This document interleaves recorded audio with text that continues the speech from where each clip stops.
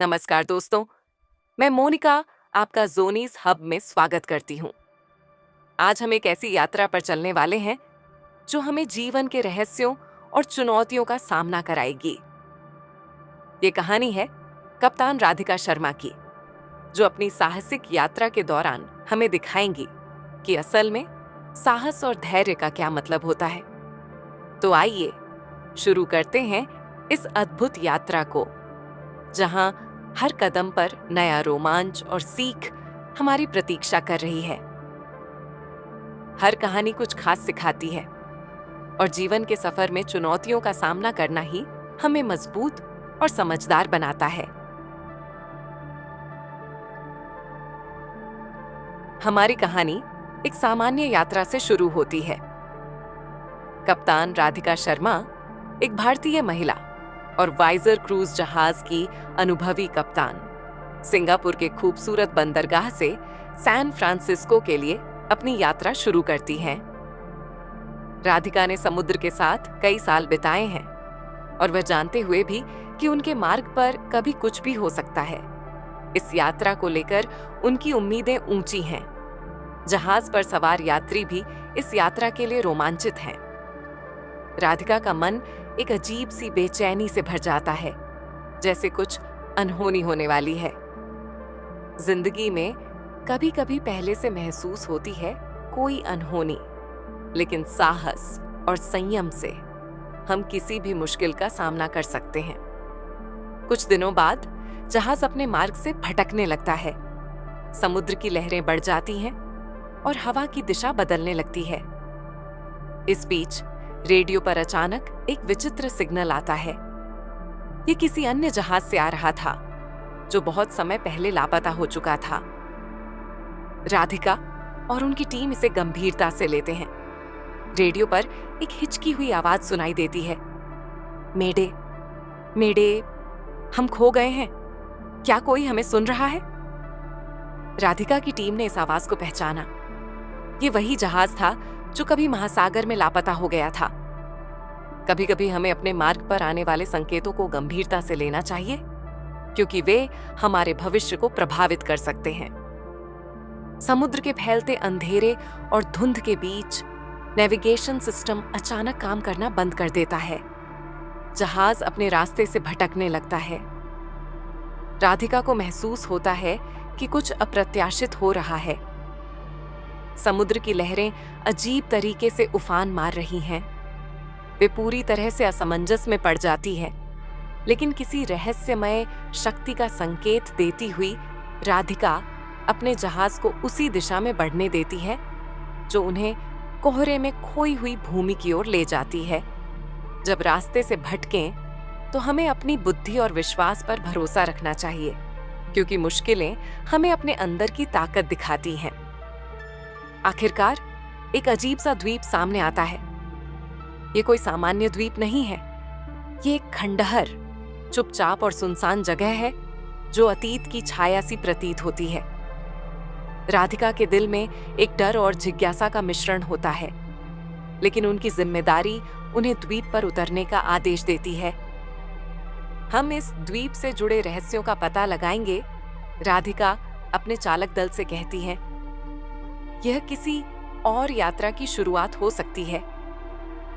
कभी कभी रहस्यों से घिरे रास्ते पर चलना भी हमें नई संभावनाओं और अनुभवों की ओर ले जाता है। जहाज पर लंगर डालने के बाद राधिका और उनकी टीम द्वीप की जांच शुरू करते हैं। यहाँ किसी प्राचीन सभ्यता के चिन्ह और अजीब प्रतीक मिलते हैं। जैसे जैसे वे गहरे जाते हैं, राधिका की टीम को एहसास होता है कि यह द्वीप कोई सामान्य जगह नहीं है, बल्कि एक शापित स्थान है। कुछ समय बाद एक सदस्य अचानक गायब हो जाता है।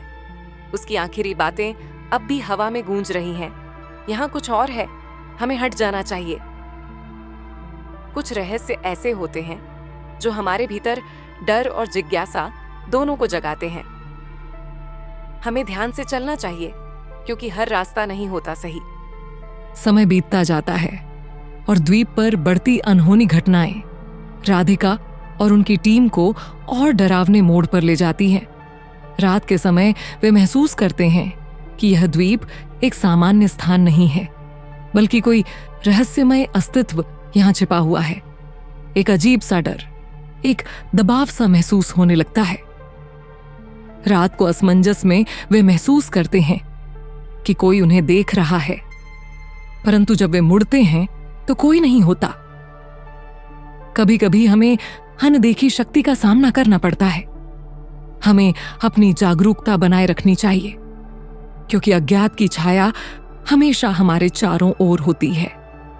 जैसे ही रात का अंधेरा बढ़ता है, राधिका और उनकी टीम को एक प्राचीन मंदिर का पता चलता है। वहां पुराने चित्र और रहस्यमय प्रतीक दिखाई देते हैं, जो एक खोए हुए समुद्री यात्रा के बारे में बताते हैं। द्वीप की एक गहरी गुफा में वे एक पुराना ग्रंथ पाते हैं, जो बताता है कि इस द्वीप को कोई शापित जगह समझा गया था और इसमें फंसे हुए लोग कभी बाहर नहीं निकल पाए। प्राचीन रहस्यों का खुलासा करना हमारी यात्रा का एक अहम हिस्सा है। कभी कभी हमें अतीत से जुड़ी चेतावनियां भी समझनी पड़ती हैं।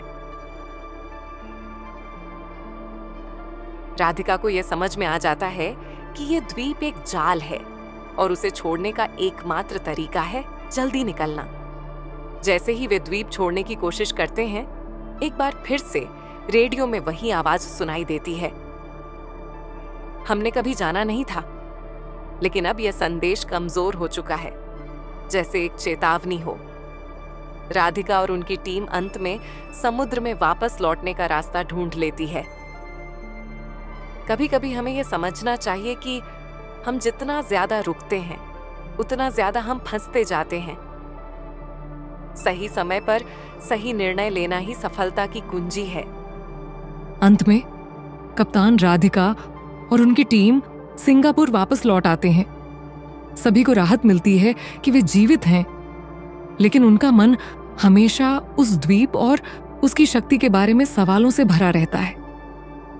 राधिका को समझ में आता है कि कुछ रहस्य हमें कभी नहीं मिलते, हमें उन्हें केवल स्वीकार करना पड़ता है, और यही इस यात्रा का सबसे बड़ा पाठ है।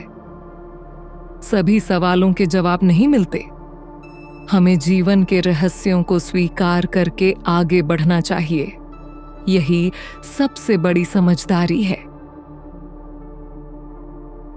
दोस्तों, इस अद्भुत और रहस्यमय यात्रा के बारे में क्या सोचते हैं आप? अगर आपको यह कहानी पसंद आई हो तो कृपया लाइक और सब्सक्राइब करें, ज़ोनीज़ हब को फॉलो करें और मिलते हैं अगली रोमांचक कहानी में।